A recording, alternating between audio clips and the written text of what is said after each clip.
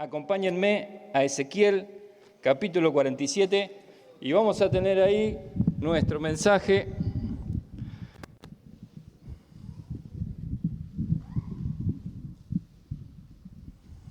Ahí está.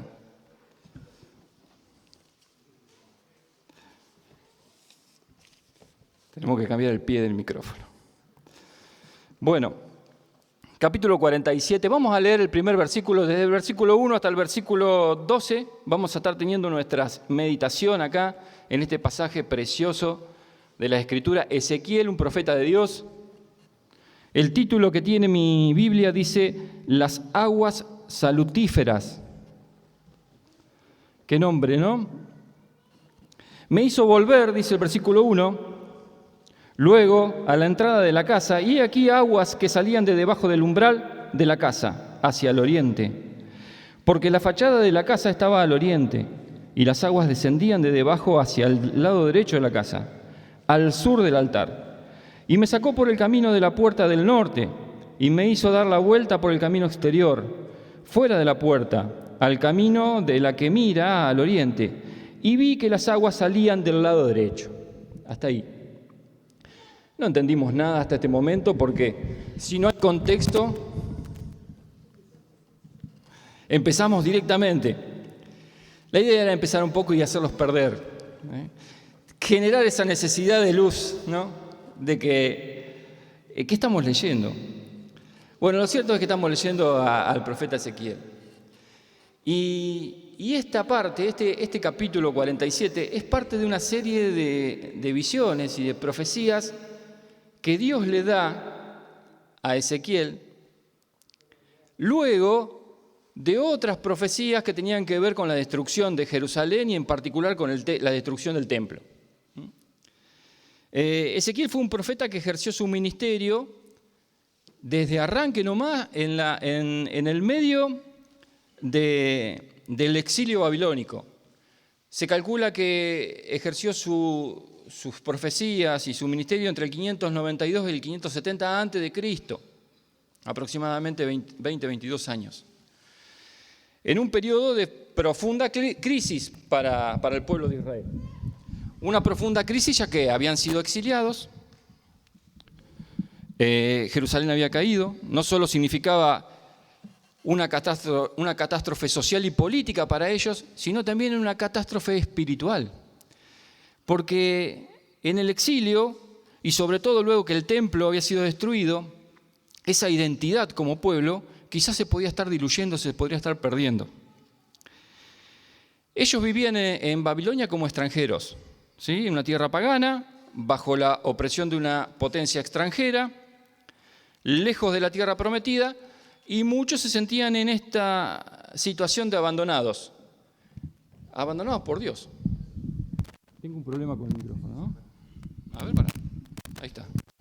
Bueno. Si no, quédate así. No.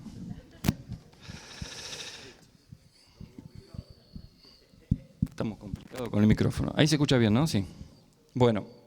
Claro, su identidad como pueblo, de alguna forma, había sido, o empezaba a tener dificultades. Es importante para la identidad el lugar de pertenencia, ¿no es cierto?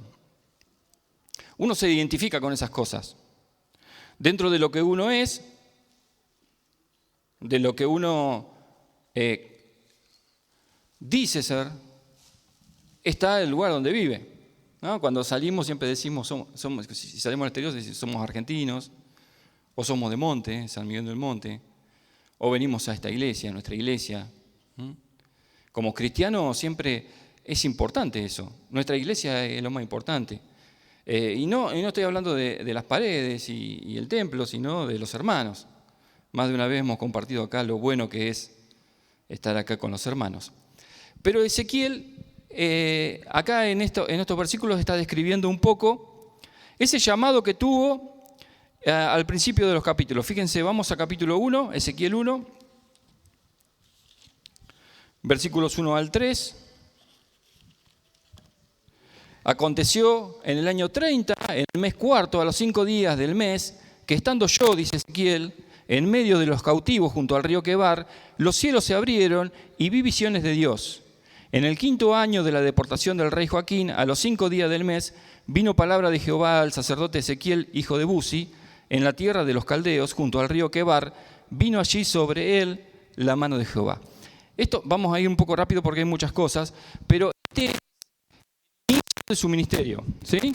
Este es el momento en el que le aparece esa visión. En los siguientes capítulos él empieza a tener profecías de destrucción. De hecho, habla acerca de la destrucción de Jerusalén, del templo. Pero una vez que ocurre todo eso, empieza la serie de visiones y de profecías en la que está el capítulo 47. Eso empieza en el capítulo 40. Acompáñenme, Ezequiel 40. Estamos tratando de darle un contexto a esto que hemos leído.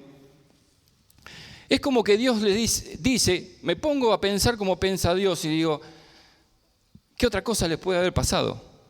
Deportados en tierra extranjera, con toda la ciudad destruida, con el templo destruido. Entonces se le aparece Ezequiel y dice el versículo 1 del capítulo 40, en el año 25 de nuestro cautiverio, al principio del año, a los 10 días del mes, a los 14 años después que la ciudad fue conquistada, en aquel mismo día vino sobre mí la mano de Jehová y me llevó allá. En visiones de Dios me llevó a la tierra de Israel.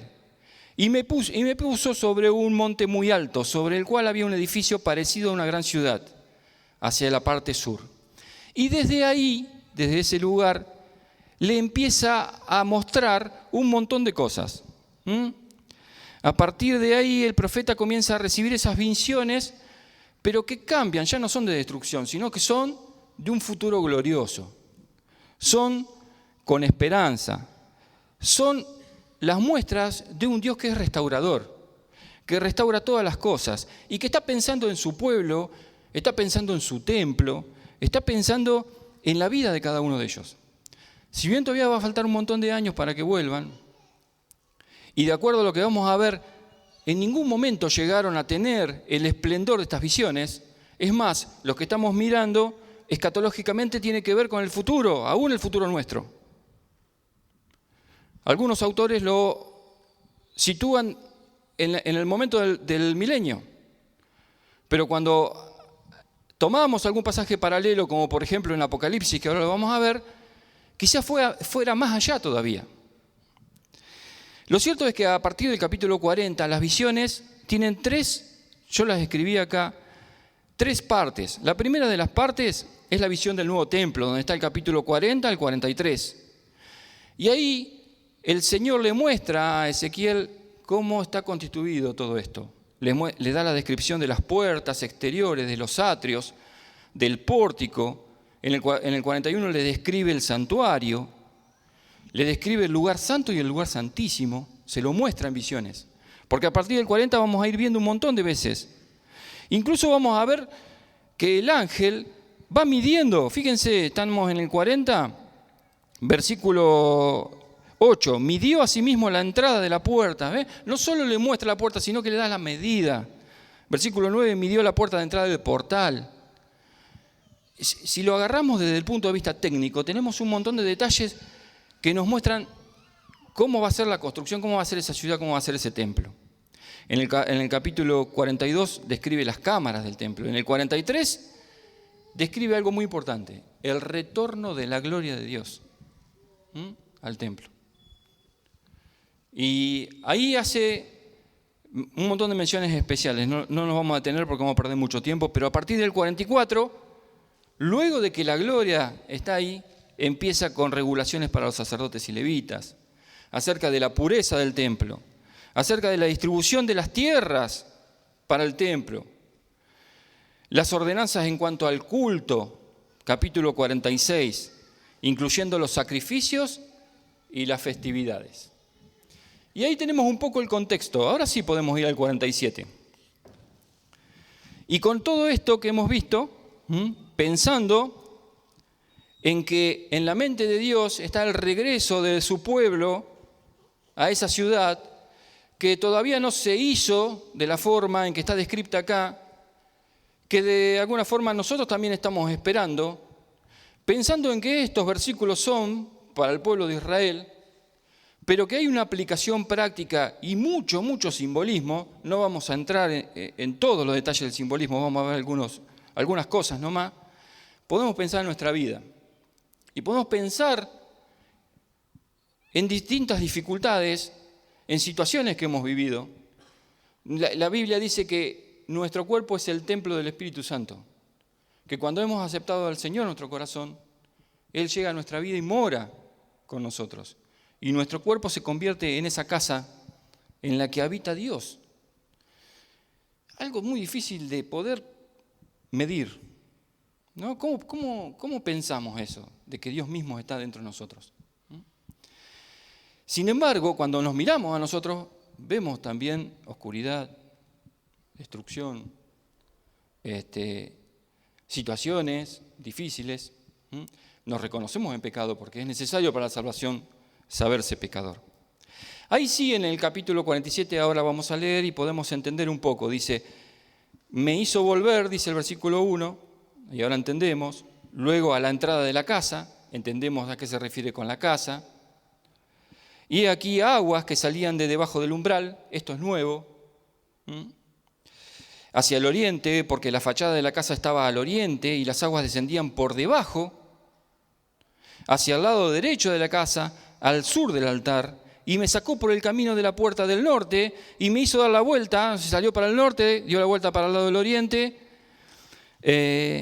por el camino exterior, fuera de la puerta, al camino que da, al camino de la que mira al oriente, y vi que las aguas salían hacia el lado derecho.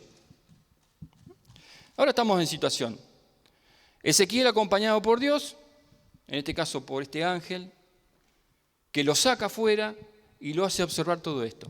Acaba de ver cómo hay un templo nuevo, hay una ciudad nueva, Jerusalén reconstruida, la gloria de Dios, el lugar santo, el lugar santísimo, pero ahora lo hace ver el exterior, va hacia afuera y le muestra un río que sale, que en realidad en un momento dice que son dos, podemos entenderlo como dos brazos. Y cuando aparece el río y aparece el agua, aparece un simbolismo muy importante, que es justamente el simbolismo del Espíritu Santo. El río que fluye desde el templo es la visión de la vida, de la sanidad que Dios promete a su pueblo. Claro, ellos estaban alejados de Dios. Habían sido llevados a Babilonia, presos, por su falta de fidelidad. Habían sido infieles. Sin embargo, Dios es fiel y Dios trae sanidad a su pueblo. Había esperanza en medio de la desesperanza para esos exiliados, ¿sí? Esta visión habría sido una poderosa fuente de esperanza, ¿sí? Aunque estaban en situación de muerte, en situación de esclavitud, ellos podían tener esa esperanza de que Dios los iba a restaurar. Dios le muestra esa visión y Ezequiel la comunica al pueblo. Ahora es una esperanza de restauración plena, porque Dios restaura plenamente. Y es una esperanza de restauración nacional para el pueblo, porque es una esperanza de restauración para toda la nación. Es una renovación espiritual, sí, pero también es una renovación física para ellos, porque es un nuevo lugar. Y el río simboliza de alguna forma ese flujo constante de Dios que da y da y da y sana. Versículo 3 dice, y salió el varón hacia el oriente, llevando un cordel en su mano, y midió 1000 codos, y me hizo pasar por las aguas hasta los tobillos. Midió otros 1000 codos, y me hizo pasar por las aguas hasta las rodillas. Midió luego otros 1000, y me hizo pasar por las aguas hasta los lomos. Midió otros 1000, y era ya un río que yo no podía pasar, porque las aguas habían crecido de manera que el río no se podía pasar sino a nado. Si nos imaginamos la situación, vemos a alguien que se va metiendo en el río. Primero los pies, luego las rodillas, luego la cintura, los lomos, y luego ya nadando. Me acordaba cuando leía este pasaje de cuando vamos a veces a la playa, a la costa, ¿no? Y la forma en que cada uno entra al agua, ¿no? ¿Sí? El agua fría. ¿Eh? Algunos se vuelven, ¿no? Tocan el agua y se vuelven. Algunos se meten nada más que hasta la rodilla. Y otros no, directamente van, se tiran en la profundidad y nadan. Y este río que aparece acá nos muestra muchas cosas. Espiritualmente, el agua, como dije, significa el Espíritu Santo. Y si lo podemos de alguna forma aplicar a nuestra vida, es el mismo Espíritu Santo el que nos va de alguna forma introduciendo en el mismo Señor. Porque acá el río significa Jesucristo. Es ese río que entra a tu vida y que te sana, que te da el perdón de pecados y que te da la entrada a esa tierra hermosa que está descrita en los capítulos anteriores. Claro, hasta los tobillos es la imagen de esas personas que empiezan su vida como creyentes, que han recibido a Cristo en su corazón y que de alguna forma pisan los conocimientos, el aprendizaje, la doctrina, el evangelio nuevo en su vida. Son esas personas que han sido salvos por gracia, por medio de la fe, y que saben bien que no es de ellos, sino que es un don de Dios, que, como dice Efesios 2, 8, 9, que Dios le trae como regalo la salvación. ¿Sí? Este nivel representa el comienzo de esa vida.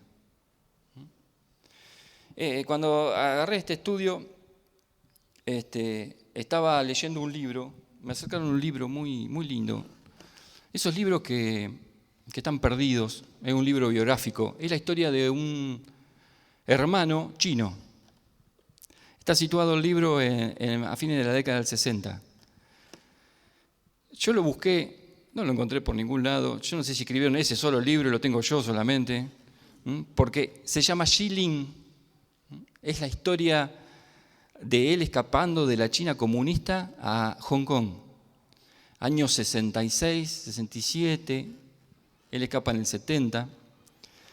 Cuenta su historia de vida y lo interesante es que él escapa nadando. Cruza el canal que separa la China continental con la isla de Hong Kong, en el año 70.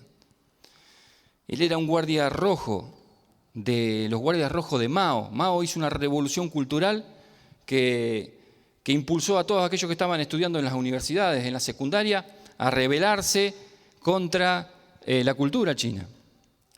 Hicieron gran catástrofe, asesinaron gente, prendieron fuego libros.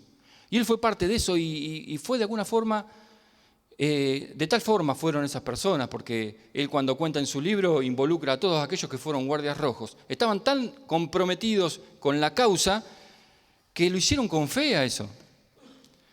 Pero claro, muere Mao, terminan ellos presos y la desesperanza le invade su corazón. Lo único que quería era escapar, quería ser libre, porque era un país comunista, hoy mismo sigue siendo un país comunista. Y él nada, y nada durante toda una noche. Toda una noche. Le ocurren varias cosas y el pasaje que él recuerda y con el que da nombre al libro es precisamente el de Ezequiel 47. Me hizo pasar por las aguas, dice el libro. En un momento él se había armado una especie de flotador y abatido, cansado, se desmaya, medio dormido sobre el flotador y no se muere, no se ahoga. Y en ese momento mira al cielo, como buscando ayuda. Les hago corta porque si no me encanta contar estas cosas. Él llega a Hong Kong, descubre el mundo capitalista, las luces, los colores. Los colores de la ropa le impactan, dice que le duele los ojos, porque en la China comunista era todo gris.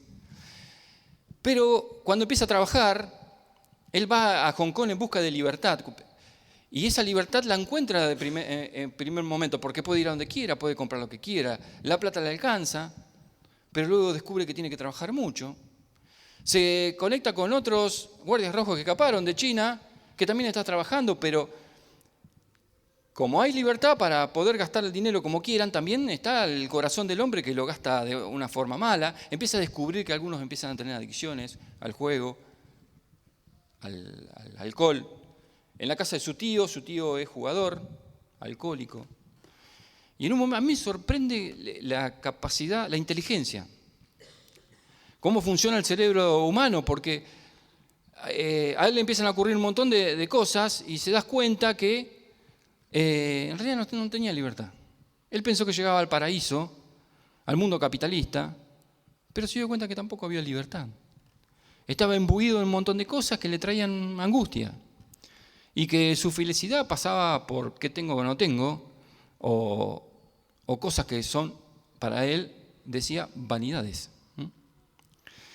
Y para cerrar lo de Schilling, él se acuerda, dice, ¿a quién iré? ¿Qué haré yo ahora? ¿Dónde está la libertad? No hay un lugar en este mundo donde no haya oscuridad, donde no haya maldad. Y recuerda que cuando él era chico en China, Mao les regaló una radio a cada ciudad, a cada familia. Y ellos, con la intención de divulgar el pensamiento comunista. Y ellos la ajustaban a la radio y agarraban una radio que venía de Hong Kong. Un ministerio que se llamaba, yo lo escribí por acá, en algún lado, creo que lo tengo más acá, la Compañía de Transmisiones para el Lejano Oriente. Una radio que transmitía el mensaje de Dios. Y ahí él se dio cuenta de que Dios lo había hecho pasar por ese río, por esas aguas de sanidad, para llegar a este lugar y darse cuenta de dónde tenía que ir. Él termina yendo a ese lugar, a donde está la radio, acepta al Señor y se convierte en un fiel creyente, de acuerdo al testimonio de aquellos hermanos que estaban haciendo el ministerio ahí. Lo cierto es que él puede identificar estas etapas, como leíamos recién. El agua hasta los tobillos, que representa ese comienzo de la salvación. Los pies mojados, el primer paso crucial para recibir esa vida que ofrece Cristo. Pero luego el agua hasta las rodillas. Y es todo un simbolismo esto de las rodillas, porque es el momento en que aquel creyente se empieza a dar cuenta que tiene que arrodillarse a orar. Que las rodillas tienen una importancia en la vida cristiana. Que de rodillas ocurren las mejores cosas en nuestra vida. Que cuando estamos de rodillas orando a Dios, Dios nos escucha. Que cuando estamos de rodillas empezamos a dar cuenta de que la vanidad de esta vida es eso, vanidad. Y que es como una pompa de jabón que va a explotar y se va a terminar. Cuando estamos de rodillas empezamos a avanzar en nuestra fe y a descubrir que tenemos que seguir caminando. Y que el agua, el Espíritu Santo tiene que seguir inundando nuestra vida. Cuando llegamos a los lomos, ya el agua no nos permite caminar como nosotros queremos. Ya el agua es la que maneja para dónde caminamos y cómo caminamos. Alguien que tiene el agua hasta la cintura o hasta el pecho no se mueve tan independientemente. Empieza a depender de Dios. Gálatas 5:16 dice, digo pues, andad en el Espíritu y no satisfagáis los deseos de la carne. Ese versículo es muy bien aplicado a esta situación, porque cuando el Espíritu Santo empieza a llenar nuestra vida, nosotros empezamos a desear esto, a querer caminar con Dios. Y por último, el agua ya nos tapa, ya tenemos que ser libres de acuerdo a la corriente del Espíritu Santo. Él dice que venía nadando y que en algún momento la corriente le impulsaba y le parecía que no tenía que ir para ese lugar. Entonces intentó nadar, pero se dio cuenta que si nadaba se cansaba. Y si se cansaba, se iba a ahogar. Entonces se dejó que la corriente lo llevara. Y cuando la corriente lo llevó, resulta que lo llevaba para la costa, para Hong Kong. Lo llevaba para Hong Kong. Juan 7, acompáñenme, Juan capítulo 7. Hay un pasaje que tiene que ver con esto. Juan 7, versículos del 37, vamos al 38. Es Jesús el que está hablando y dice, el que cree en mí, dice el versículo 38, como dice la Escritura, en su interior correrán ríos de agua viva. Esto dijo del Espíritu que habían de recibir los que creyesen en Él, pues aún no había venido el Espíritu Santo, porque Jesús no había sido aún glorificado.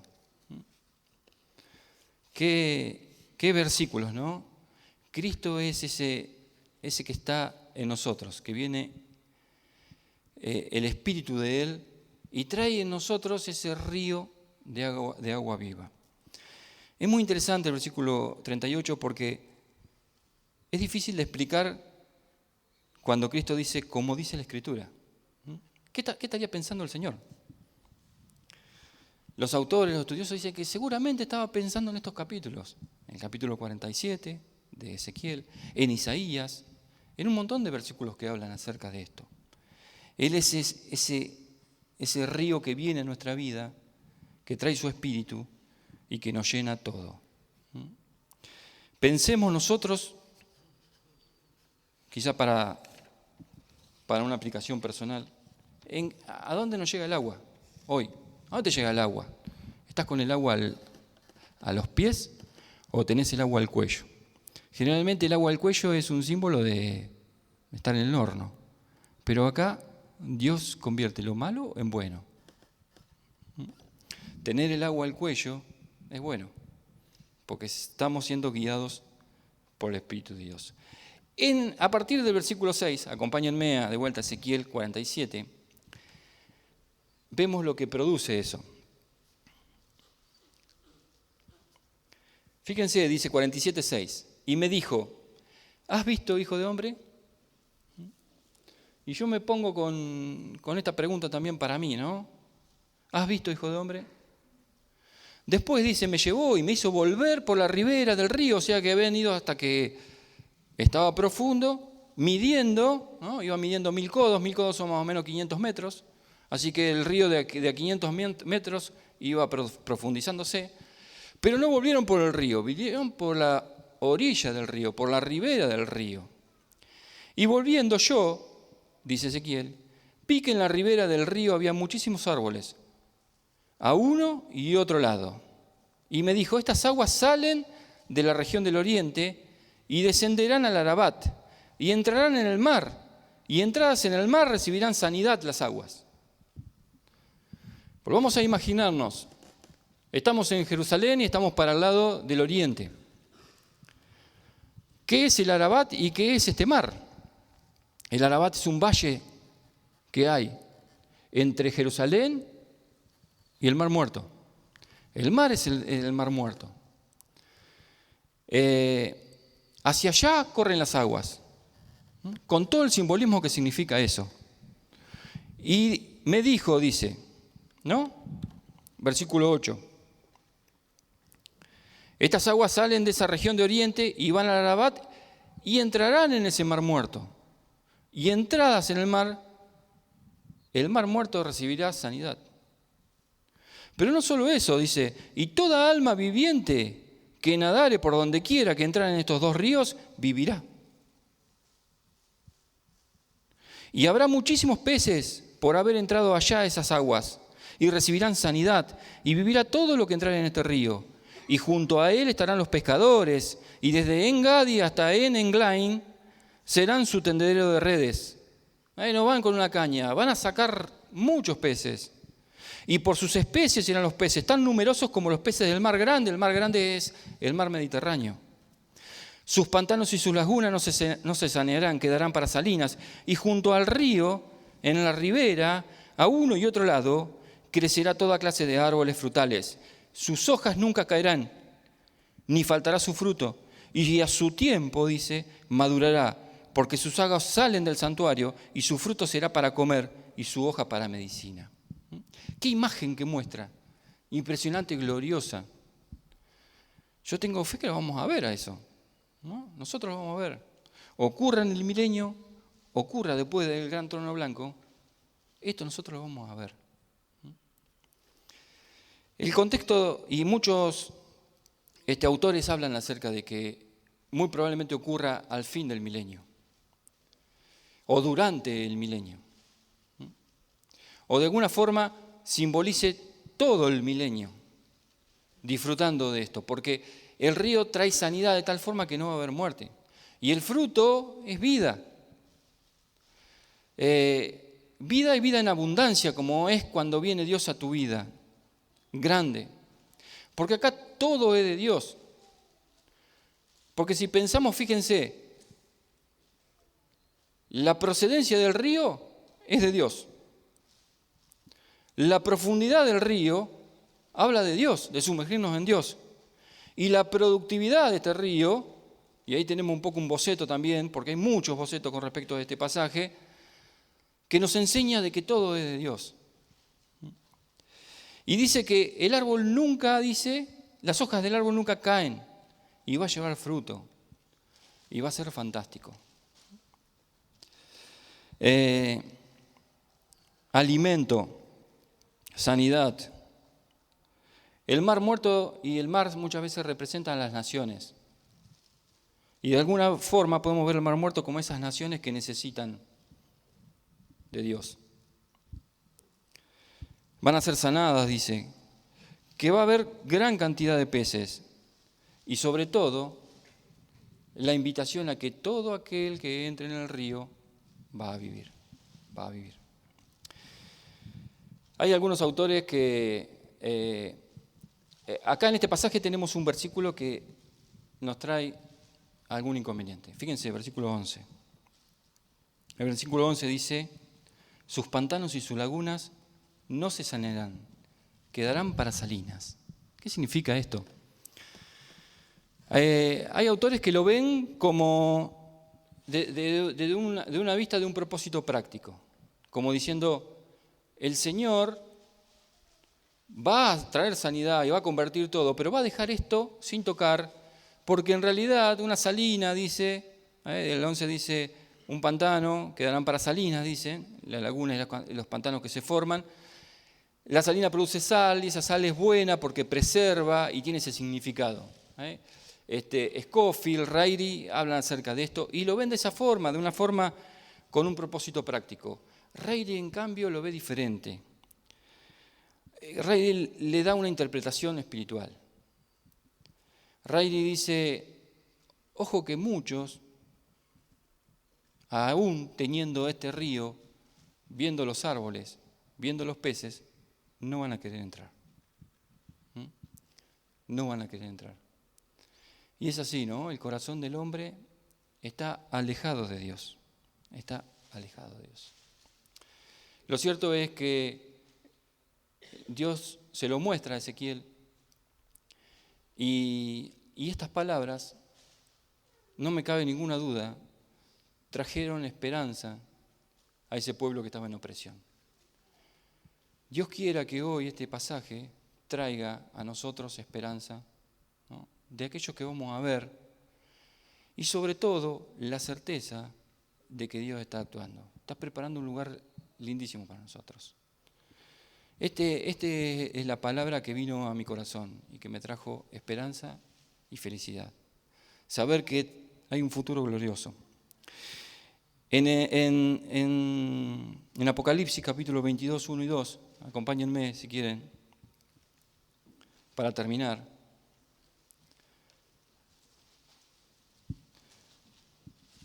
Estamos hablando, vamos ahí, Apocalipsis,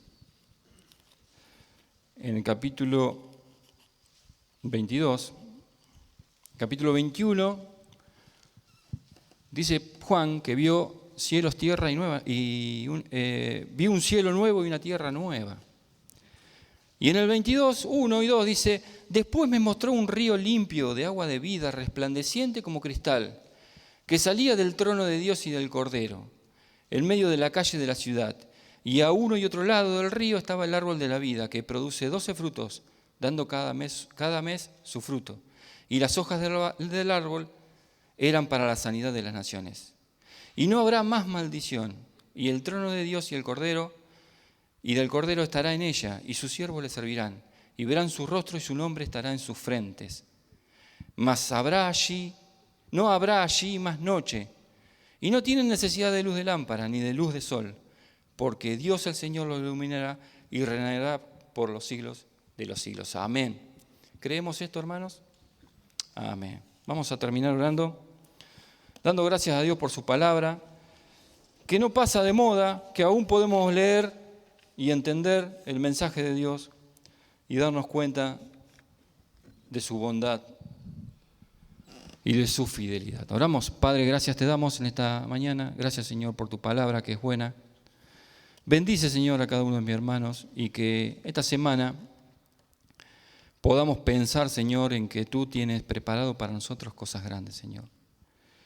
Que somos tuyos, que nuestra vida te pertenece, que podemos examinarnos y querer seguir entrando en ese río de vida, Señor, profundizando y dejando que tu Santo Espíritu nos llene, Señor, pero que también un día estaremos contigo allí en ese lugar, en esa ciudad, Señor, disfrutando de esas cosas. Bendice esta congregación, Señor. Gracias, Padre, por ser tan bueno. En nombre de Cristo Jesús oramos. Amén.